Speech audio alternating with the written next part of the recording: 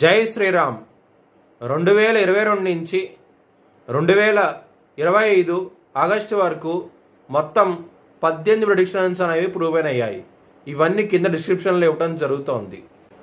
2026 June లోపల ఇండియాకును పాకిస్తాన్కు యుద్ధం వచ్చే అవకాశం చాలా ఎక్కువగా ఉన్నది. ఈ యుద్ధం అనేది వారం కన్నా ఎక్కువగా జరిగే అవకాశాలు కూడా ఎక్కువగా ఉన్నాయి.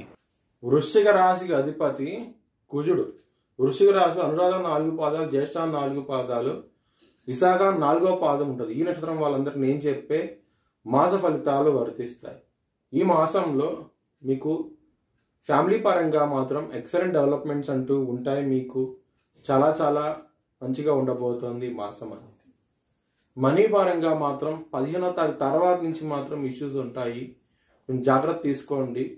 ఖర్చు అనేది విపరీతంగా ఉండి 15వ తారీఖు తర్వాత నుంచి మాత్రం ధనం సకాలంలో మీకు వచ్చే అవకాశాలు చాలా తక్కువగా ఉంటాయి. 15వ తారీఖు తర్వాత నుంచి మాత్రం లవర్స్కి మాత్రం చాలా ప్రాబ్లమాటిక్గా ఉంటుంది. ఎందుకంటే పంచమ స్థానంలో శని ఉన్నారు, మరియు ఇక్కడ కుజుడు మీకు 13వ తారీఖు వరకు ఉంటారు.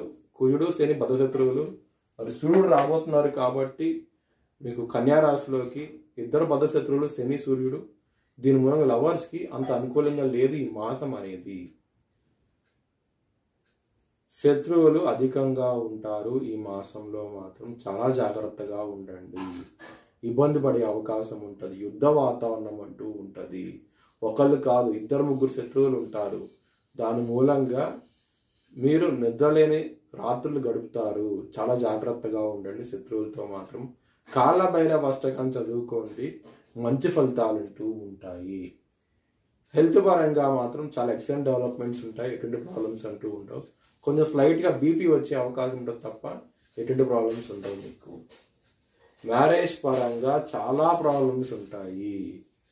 సప్తమాధిపతి అయిన శుక్రుడు మీకు సింహరాశిలోకి వస్తారు. 15వ తారీఖు నుంచి రాహుగా దృష్టి శుక్రుడిని పడుతోంది. 3వ వ్యక్తి మూలంగా ఇష్యూస్ వచ్చే అవకాశాలు ఎక్కువగా ఉన్నాయి. 15వ తారీఖు వరకు ఆయన కర్కాటక రాశిలో ఉంటారు. మీకు కర్కాటక రాశిలో ఉండటం మూలంగా కొంచెం ఇబ్బందులు ఉంటాయి. మీకు లలితా శాస్త్రం పాలనం చేస్తే కనుక మంచి ఫలితాలు అంటూ ఉంటాయి మ్యారేజ్ పరంగా. ఇక్కడ శనిగారి దృష్టి కూడా 7వ స్థానం మీద ఉన్నది. దీని మూలంగా కూడా ఇష్యూస్ వచ్చే అవకాశం ఉన్నది. మ్యారేజ్ పరంగా కొంచెం జాగ్రత్త తీసుకోండి. బిజినెస్ పరంగా 15వ తారీఖు తర్వాత నుంచి మాత్రం పెట్టుబడిని తగ్గించి పెట్టుకోండి. ఇబ్బంది పడే అవకాశం ఉన్నది. 15వ తారీఖు తర్వాత నుంచి మీరు తీసుకున్న డెసిషన్స్ మిస్ఫైర్ అవుతాయి. దాని మూలంగా ఇబ్బంది పడే అవకాశం ఉన్నది. పెట్టుబడి తగ్గించి పెట్టుకుని 15వ తారీఖు తర్వాత నుంచి మాత్రం.